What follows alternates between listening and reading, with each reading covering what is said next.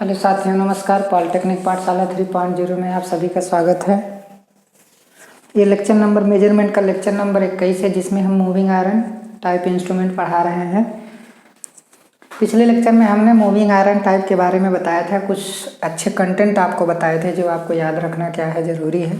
ठीक है, यहाँ पे हम मूविंग आयरन टाइप में अट्रैक्शन टाइप कैसे वर्क करता है उसके बारे में हम क्या करेंगे, डिस्कशन करेंगे। ठीक है, होता क्या है कि जैसे हमारे पास क्या है, हमने बताया है कि अट्रैक्शन टाइप इंस्ट्रूमेंट मैं पढ़ा रहा हूँ, इसमें एक कॉइल होती है। अट्रैक्शन टाइप इंस्ट्रूमेंट में ऐसे कोई इंसुलेटिंग मटेरियल, मतलब जैसे रबर टाइप का, मतलब इंसुलेटिंग मटेरियल होता है, ऐसे चादर टाइप का। ठीक है, उसके बाद क्या करते हैं, इसे ऐसे सिलेंड्रिकल आकार का बना लेते हैं। ठीक है, उसके बाद इसी के ऊपर हम चालक तार को क्या कर देते हैं, लपेट देते हैं। लपेटने के बाद क्या होता है कि जब मैं क्या करूँगा, इसे ऐसे काट दूंगा, एकदम इसी पे ऐसे काट दूंगा तो ये ऐसा ही दिखेगा। समझ में आया? ये ऐसा ही क्या होगा, दिखेगा ऐसा ही। जब इसे काट देंगे तो एकदम ऐसा ही दिखेगा जैसा ये दिख रहा है। मतलब ऊपर वाले कंडक्टर ये क्या है, ऊपर वाले कंडक्टर इसके ऊपर जो होंगे, और ये वाला क्या है, नीचे वाला कंडक्टर जो इसके क्या होगा, नीचे होगा। समझ में आया? तो जब इसमें जो चालक तार लपेटा जाता है तो इसके चालक तार में जब करंट जाती है तो ये एक मैग्नेट की तरह क्या करता है, बिहेव करता है। ये सोलेनाइड हो जाता है। सोलेनाइड हमेशा ये एक इलेक्ट्रोमैग्नेट की तरह क्या करती है, बिहेव करती है। ठीक है, तो अब ये हमारा क्या है, ध्यान से देखिए, ये कॉइल हमारा ऐसे ऐसे क्या की गई है, लपेटी गई है। ठीक है, लपेटने के बाद इसका एक टर्मिनल यहाँ से निकल गया, एक टर्मिनल यहाँ से निकल गया। अब यहाँ पे सोर्स के रूप में एसी या डीसी हम सप्लाई दे देते हैं। समझ में आया? तो होता क्या है कि ऊपर वाले में करंट, ऊपर वाले से करंट अंदर जा रही है, नीचे वाले से करंट बाहर आ रही है। तो बाहर आ रही है तो ऊपर वाले देखे, ऊपर क्या है आपका, क्रॉस है, ऊपर क्रॉस है, नीचे क्या है, डॉट है। तो क्रॉस के लिए मैग्नेटिक फील्ड बनेगा इस डायरेक्शन में, और डॉट के लिए मैग्नेटिक फील्ड बनेगा इस डायरेक्शन में। तो यहाँ पे साउथ होगा, यहाँ पे नॉर्थ होगा। नॉर्थ से मैग्नेटिक लाइन ऑफ फोर्स देखिए निकल रहे हैं, समझ में आया, और साउथ में प्रवेश कर रहे हैं। तो डायरेक्शन क्या होगा, मतलब इस साइड साउथ बनेगा, इस साइड आपका क्या बनेगा, नॉर्थ बनेगा। तो कहने का मतलब क्या है कि जब इस कॉइल में हम क्या करेंगे, एक मैग्नेटिक फील्ड को क्या करेंगे, जब करंट प्रवाहित करेंगे या सप्लाई देंगे, एसी देंगे या डीसी देंगे, तो करंट फ्लो होने की वजह से उसमें एक मैग्नेटिक फील्ड क्या होता है, डेवलप होता है। ये पूरा मैग्नेटिक फील्ड एयर कोर में होता है। कहाँ पे होता है, एयर कोर में। जैसे मान लीजिए ऐसे ही सिलेंड्रिकल टाइप का हम बना लिए हैं, तो इसके अंदर क्या है, एयर है ना, तो हमारी कॉइल क्या है, एयर कोर्ड है। समझ में आया? मतलब उस कॉइल के अंदर हमारा एयर कोर है, क्योंकि एयर ही है तो उसे एयर कोर बोलेंगे। ठीक है, एयर कोर होने की वजह से ही इसका जो मूविंग आयरन टाइप इंस्ट्रूमेंट होता है, मैग्नेटिक फील्ड का मान क्या होता है, बहुत ही क्या होता है, कम होता है। क्योंकि एयर का परमेबिलिटी कम होता है तो उसमें फ्लक्स भी क्या होगा, कम होगा, तो मैग्नेटिक फील्ड का मान भी क्या होगा, कम ही होगा। ठीक है, तो बात ये आती है कि जब इसमें मैग्नेटिक फील्ड डेवलप हो जाता है करंट प्रवाहित होने से, तो पहले आयरन का जो टुकड़ा था, ये हमारा मूविंग सिस्टम है, ये हमारा क्या है, पॉइंटर है, डैम्पिंग सिस्टम है, ये हमारा स्प्रिंग कंट्रोल सिस्टम है। तो पहले हमारा आयरन का जो टुकड़ा था, आयरन का जो डिस्क था, यहाँ पे था। समझ में आया? लेकिन जैसे ही इसमें करंट प्रवाहित किए तो इसमें एक मैग्नेटिक फील्ड डेवलप हो गया। जब मैग्नेटिक फील्ड डेवलप हो गया तो ये आयरन का जो पार्ट है, ये मैग्नेटिक फील्ड की दिशा में क्या हो गया, आकर्षित हो गया। जब मैग्नेटिक फील्ड की दिशा में आकर्षित हो गया तो ये यहाँ से कितना डिग्री एंगल विक्षेप हुआ इसका, थीटा डिग्री। तो इधर पॉइंटर पहले यहाँ पे था, पॉइंटर पहले यहाँ पे था, अब पॉइंटर कहाँ पे चला गया, यहाँ पे चला गया। समझ में आया? तो यहाँ से यहाँ तक कितना डिग्री का एंगल होगा, थीटा डिग्री। तो मतलब थीटा डिग्री डिफ्लेक्शन एंगल से क्या हो गया, पॉइंटर हमारा डिफ्लेक्ट हो गया। तो मतलब एक कंट्रोलिंग क्या कहते हैं, डिफ्लेक्टिंग टार्क लगा। क्या लगा, डिफ्लेक्टिंग टार्क लगा। तो जब करंट प्रवाहित करेंगे तो मैग्नेटिक फील्ड डेवलप होगा तो आयरन पार्ट को अपनी ओर खींचेगा।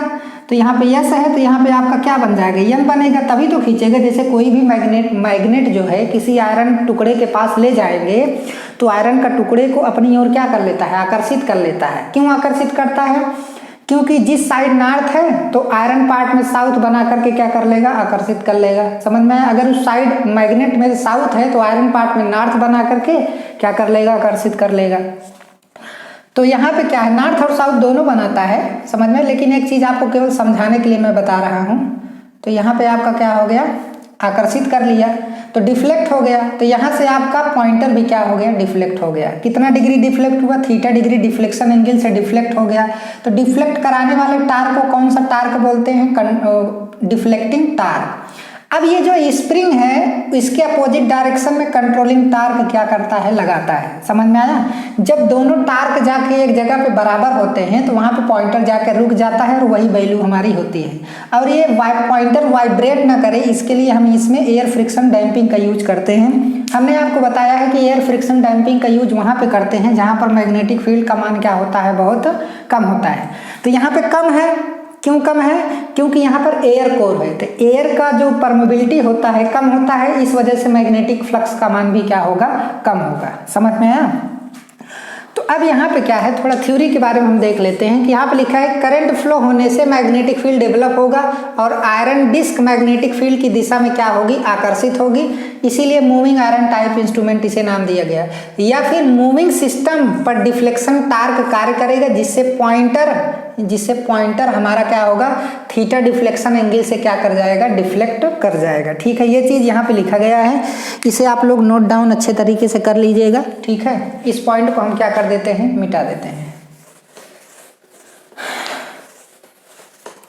अब यहाँ पे क्या है, चूंकि मैग्नेटिक फील्ड एयर कोर में है, तो एयर कोर में है, जब आयरन डिस्क जो है एयर कोर में पहुंचेगी तो एयर की परमेबिलिटी क्या हो जाएगी, बढ़ जाएगी। ध्यान से देखिए, एक चीज़ मैं आपको बताना चाहता हूँ कि जैसे पहले डिस्क हमारा कहाँ पर था, यहाँ पे था, तो हमारा पूरा यहाँ पे एयर कोर था, लेकिन अब आयरन कहाँ पे आ गया, मैं एयर कोर में आ गया। जब आयरन एयर कोर में आ जाएगा तो यहाँ की परमेबिलिटी बढ़ गई, क्योंकि एयर की अपेक्षा आयरन की परमेबिलिटी बहुत ज़्यादा होती है। समझ में आया।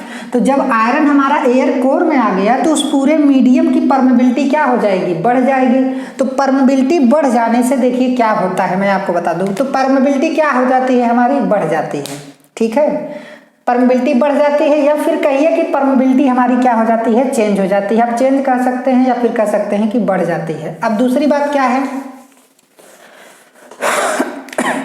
देखिए परमेबिलिटी बढ़ जाने से क्या होता है, इंडक्टेंस। भाई कॉइल लपेटी गई है तो उसका कुछ न कुछ क्या होगा, इंडक्टेंस होगा। जैसे कोई कॉइल हमारी है तो इसका कुछ न कुछ क्या होगा, इंडक्टेंस होगा।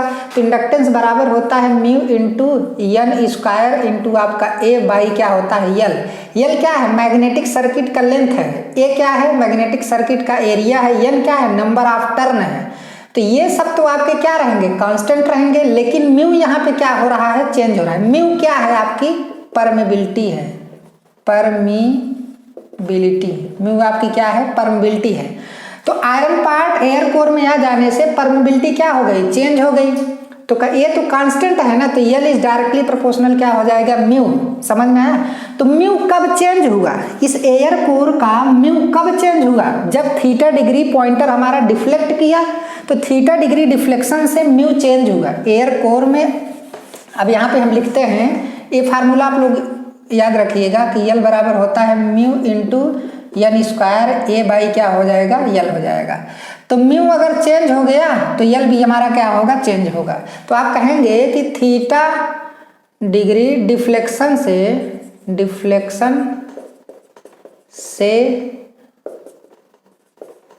आयरन पार्ट एयर कोर में आ जाता है,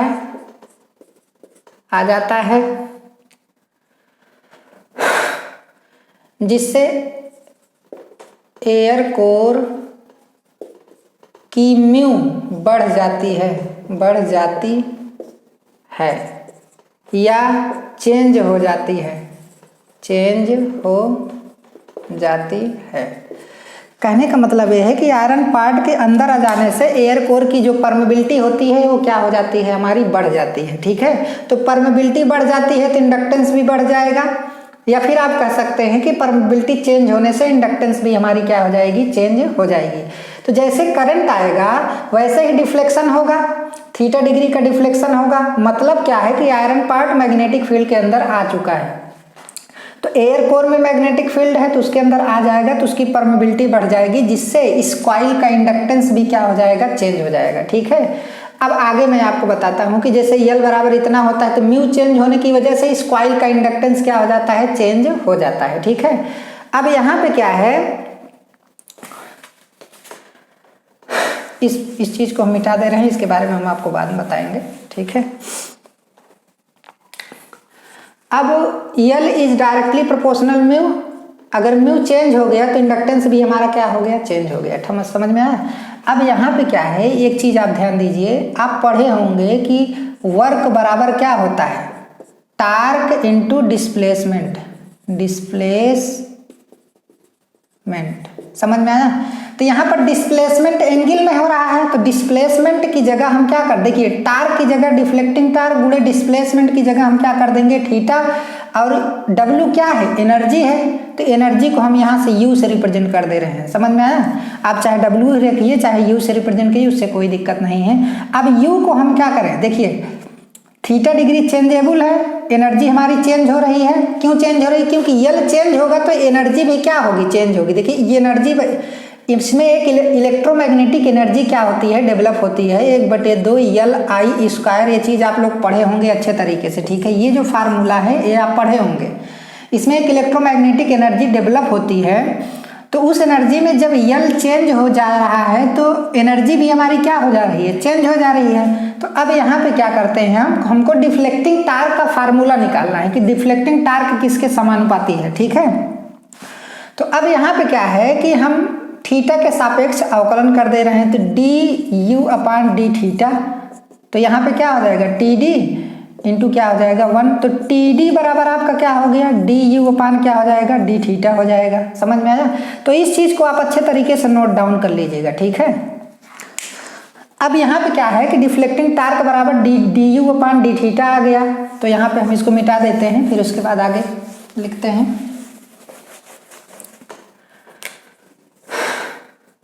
तो डिफ्लेक्टिंग टार्क TD बराबर आपका du/ क्या है, d थीटा है। आपको पता है u बराबर 1/2 LI² है। ठीक है, तो इसका मान इसी में रख दीजिए, तो TD बराबर आपका d/d थीटा, और कोष्ठक में क्या लिखेंगे, 1/2 LI² लिखेंगे।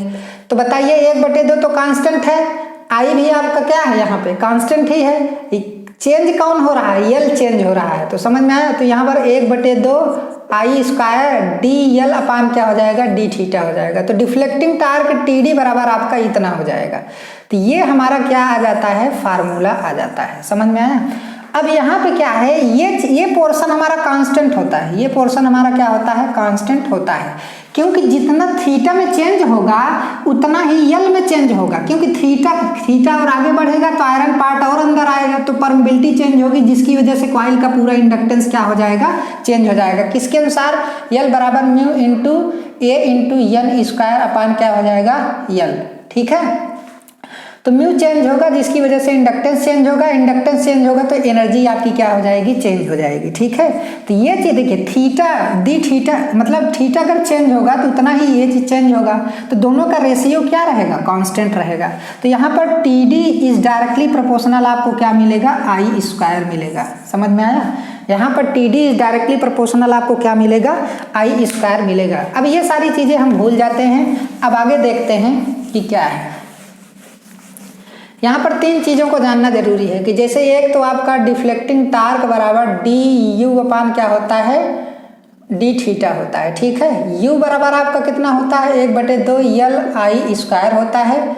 ये फार्मूला आपको जानना है, ये चीज़ आपको जानना है। और दूसरी बात यहाँ पे क्या जानना है, जो डिफ्लेक्टिंग टार्क TD का फार्मूला आया 1/2 I² इंटू dL/ क्या आया, d थीटा आया। समझ में आया। ये चीज़ आपको क्या करना है, जानना है। तीसरा क्या है, L बराबर n² और म्यू इंटू A/ क्या होता है, L। ये फार्मूला भी आपको क्या करना है, जानना है। ठीक है, अब तीसरा क्या है, ये चीज तो कांस्टेंट रहता है, तो deflecting torque TD is directly proportional आपका I² आ जाता है। ठीक है, अब उसके बाद क्या है, अब हम बात करेंगे कंट्रोलिंग टार्क के बारे में। कंट्रोलिंग टार्क, स्पेलिंग अगर मिस्टेक होगा तो आप लोग सही कर लीजिएगा। ठीक है, कंट्रोलिंग टार्क का मतलब है कि कंट्रोलिंग टार्क कौन लगाएगा, ये हमारा स्प्रिंग लगाएगा तो कंट्रोलिंग टार्क इस डिफ्लेक्टिंग टार्क के अपोजिट लगेगा। तो अगर स्प्रिंग कंट्रोल है तो आपको पता है कि कंट्रोलिंग टार्क सीधा डिफ्लेक्शन एंगल के क्या होता है, समानुपाती होता है।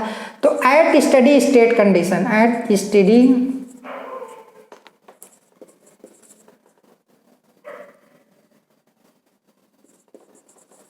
स्टेट कंडीशन, ठीक है, स्टेडी स्टेट कंडीशन में डिफ्लेक्टिंग टार्क बराबर आपका क्या होता है, कंट्रोलिंग टार्क। तो बताइए दोनों फार्मूले से क्या लिखेंगे, यहाँ पे आप क्या लिख सकते हैं, यहाँ पे आप क्या लिख सकते हैं, यहाँ पे आप कंट्रोलिंग टार्क बराबर डिफ्लेक्टिंग टार्क जो भी होगा, तो ये आप कंट्रोलिंग टार्क बराबर आप क्या कर सकते हैं, डिफ्लेक्टिंग टार्क, बात एक ही है, कोई दिक्कत नहीं है। तो यहाँ से क्या आ जाएगा, theta is directly proportional I square आ जाएगा, समझ में आया। तो इसका जो कर्व मिलता है, ध्यान से देखिए, अगर एमीटर है, लेकिन ये क्या है, किसके लिए है, एमीटर के लिए है, किसके लिए है, एमीटर, क्योंकि करंट है। अगर वोल्ट मीटर होगा तो theta is directly proportional I square हो जाएगा, ये हमारा वी स्क्वायर हो जाएगा। तो ये हमारा किसके लिए है, वोल्ट मीटर के लिए है, वोल्ट मीटर के लिए, ठीक है। ये फार्मूला किसके लिए है, एमीटर के लिए है। अगर यहीं पर वोल्टेज हो जाएगा, अगर यहीं पे आपका क्या हो जाएगा, वोल्टेज हो जाएगा, तो वो किसके लिए होगा, वोल्ट मीटर के लिए होगा, ठीक है। तो ये हमारा क्या हो गया, करंट हो गया। तो अब यहाँ पे क्या है, ये क्या बता रहा है, देखिए यहाँ पर स्क्वायर है, अगर थीटा इज डायरेक्टली प्रोपोर्शनल आई होता तो ऐसा स्केल क्या होता है, लीनियर, क्योंकि इसका एक कैरेक्टरिस्टिक होता है, इधर आपका करंट जितना बढ़ेगा उतना ही आपका थीटा का मान क्या होगा, बढ़ेगा। लेकिन क्या अब यहाँ पे लीनियर है, नहीं, ऐसा नहीं, यहाँ पे अब लीनियर नहीं है। यहाँ पे जो कैरेक्टरिस्टिक मिलेगा ये आपका करंट हो गया और ये आपका थीटा हो गया। तो ये कैरेक्टरिस्टिक आपको ऐसा मिलेगा, ये जो कैरेक्टरिस्टिक आपको मिलेगा ये ऐसा आपको कैरेक्टरिस्टिक क्या होगा, मिलेगा, समझ में आया। तो कहने का मतलब है स्केल पर, इसके हिसाब से स्केल पर निशान कैसा होगा, स्केल पर जो निशान है वो क्या होगा, शुरुआत में नजदीक नजदीक निशान होगा, समझ में आया। शुरुआत में क्या होगा, क्राउडेड होगा, शुरुआत में क्या होगा, क्राउडेड होगा, मतलब नजदीक नजदीक होगा, और बाद में क्या होगा, फैला हुआ होगा, मतलब दूरी दूरी पे चिन्ह होंगे। बाद में जैसे जैसे आगे बढ़ते जाएंगे वैसे वैसे चिन्ह दूरी दूरी पर होते जाएंगे, और उसके पहले क्या होता है, आपका नज़दीक नज़दीक होता है, ठीक है। तो ये आपका कर्व है। तो इस हिसाब से आप क्या कर सकते हैं, कैलकुलेशन कर सकते हैं डिफ्लेक्टिंग टार्क का। ये आपके लिए बहुत ही ज़्यादा क्या है, ज़रूरी है। ये तो अट्रैक्शन टाइप का है, और ठीक इसी टाइप का अब ध्यान से देखिए, अगर यहाँ पे ग्रेविटी कंट्रोल यूज करते हैं, क्या यूज करते हैं, ग्रेविटी कंट्रोल। ये तो तब के लिए है जब स्प्रिंग कंट्रोल है, क्या है, स्प्रिंग कंट्रोल, समझ में आया, स्प्रिंग कंट्रोल है। अगर ग्रेविटी कंट्रोल होता, ठीक है, तो ग्रेविटी कंट्रोल होता तो कंट्रोलिंग टार्क सीधा साइन थीटा के क्या होता है, समानुपाती होता, साइन थीटा के समानुपाती होता। तो यहाँ पे जब टी डी बराबर आपका क्या होता, टी सी होता, तो यहाँ पर sign theta is directly proportional I square, ये आपका एमीटर के लिए हो जाता, किसके लिए हो जाता है, एमीटर के लिए। और sine theta is directly proportional V square, ये आपका किसके लिए हो जाता, वोल्ट मीटर के लिए हो जाता है, समझ में आया। तो ये वोल्ट मीटर के लिए फार्मूला है, और वो पहले वाला आपका क्या है, ये एमीटर के लिए फार्मूला है, ठीक है। तो इस तरीके से आप कैलकुलेशन कर सकते हैं, सारी चीज़ें आपको जानना जरूरी है। डिफ्लेक्टिंग टार्क का यहाँ पर फार्मूला भी जानना क्या है, जरूरी है। यहाँ पे क्वेश्चन पूछ सकता है कि जैसे T D is directly proportional आपका क्या है, आई स्क्वायर है, कह देगा कि यदि मूविंग आयरन इंस्ट्रूमेंट में अट्रैक्शन टाइप इंस्ट्रूमेंट है, यदि उसमें करंट 2 गुना कर दिया जाए तो बताओ डिफ्लेक्टिंग टार्क कितना हो जाएगा, तो 4 गुना हो जाएगा, समझ में आया, कितना हो जाएगा, 4 गुना हो जाएगा। तो इस टाइप के क्वेश्चन आपको क्या किए जाते हैं, पूछे जाते हैं, क्योंकि इसका स्क्वायर करेंगे तो 4 हो जाएगा, तो पहले का 4 गुना हो जाएगा। तो इस तरीके से क्वेश्चन क्या किया जाता है, पुटअप किया जाता है। लेकिन हालांकि इस पर बेसिस जो है क्वेश्चन न्यूमेरिकल नहीं आते हैं, इसलिए हम न्यूमेरिकल नहीं करवाएंगे, लेकिन ये सारी चीज़ें हमने आपको पॉइंट कर दिया है, वो बता दिया है, इस चीज़ को ध्यान रखिएगा, ठीक है। तो यहाँ पर मैग्नेटिक फील्ड कम होता है, क्यों कम होता है, क्योंकि एयर कोर होता है। तो धन्यवाद।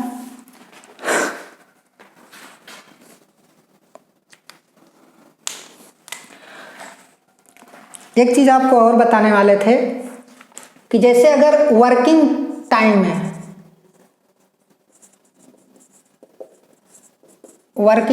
में यदि स्प्रिंग टूट जाए तो वर्किंग टाइम में स्प्रिंग टूट जाए तो कंट्रोलिंग टार्क जो होता है वो 0 हो जाता है, लेकिन deflecting torque is not equal to 0। इस समय pointer full scale value read करता है। मतलब स्प्रिंग अगर टूट जाएगा तो पॉइंटर डिफ्लेक्टिंग टार्क की वजह से एकदम फुल स्केल वैल्यू पे क्या हो जाएगा, पहुंच जाएगा। ठीक है, तो इस चीज़ को आप अच्छे तरीके से जो है क्या करिएगा, नोट डाउन कर लीजिएगा। और यहाँ पे क्या है, पीएमएमसी इंस्ट्रूमेंट में स्प्रिंग के माध्यम से करंट फ्लो हो रही थी, लेकिन यहाँ पर स्प्रिंग के माध्यम से करंट फ्लो नहीं होती है। एक चीज़ और, इस टाइप के इंस्ट्रूमेंट में केवल एक ही कॉइल होती है, तो एक ही कॉइल होती है तो या तो करंट मेजर करेगी या तो वोल्टेज मेजर करेगी। इसीलिए इस टाइप के इंस्ट्रूमेंट को हम पावर या एनर्जी मेजरमेंट में यूज नहीं कर पाते हैं। समझ में आया? तो ये चीज़ ध्यान रखिएगा। जो हम बोल रहे हैं उस चीज़ को भी आप लोग नोट डाउन कर लीजिए करिए। ठीक है, जितना बढ़िया से हम लिखवाते हैं, यहाँ पर नोट डाउन करवाते हैं, आप लोग PDF मांगते रहते हैं, तो कहीं ना कहीं PDF से ज़्यादा अच्छा है कि आप लेक्चर को देख कर क्या करिए, नोट्स बनाइए। ठीक है, ये आपके लिए बहुत ही ज़्यादा फायदेमंद होगा। बाकी PDF की ज़रूरत है तो PDF आपको मिलेगा, समय पे मिलेगा। और ज़्यादा से ज़्यादा चैनल को हमारे जो है शेयर कीजिए। ठीक है, वीडियो को शेयर कीजिए, लोगों से सब्सक्राइब करवाइए। सब्सक्राइबर बढ़ेंगे तो बहुत अच्छा लगेगा, सिलेबस बहुत अच्छे तरीके से ख़त्म करेंगे।